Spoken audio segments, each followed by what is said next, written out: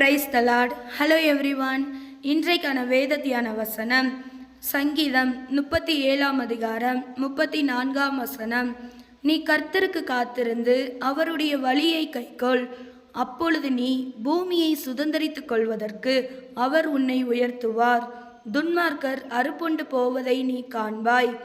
கர்த்தர் நம்மிடத்துல சொல்ற வார்த்தை என்னன்னா, நாம் உலக காரியங்களுக்காக காத்திருக்கிறோம். பஸ்ஸுக்காக, ட்ரெயினுக்காக, சில மனுஷங்களுக்காக கூட நாம் காத்திருக்கிறோம். ஆனால் தேவன் நம்ம இடத்துல எதிர்பார்க்குற ஒரு விஷயம், நாம் அவருக்காக காத்திருக்கணும். அவருடைய சமூகத்தில் நித்தமும் ஜெபத்தோடு நாம் காத்திருக்கணும். அப்படி நாம் காத்திருக்கும் போது அவருடைய வழியை நாம் அறிந்து கொள்வோம். அப்போ தான் அவருடைய சித்தத்தை நாம் செய்கிறவர்களாக இருப்போம்.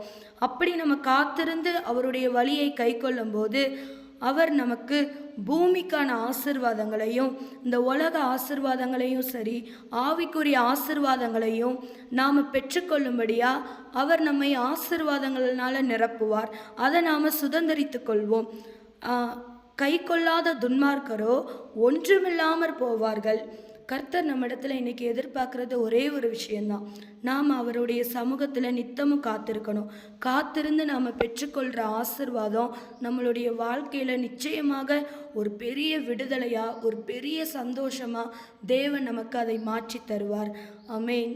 இன்றைய தினத்தில் நாம் அவருக்காக அனுதினமும் காத்திருந்து எல்லா ஆசீர்வாதங்களையும் நாம் பெற்றுக்கொள்வோம்.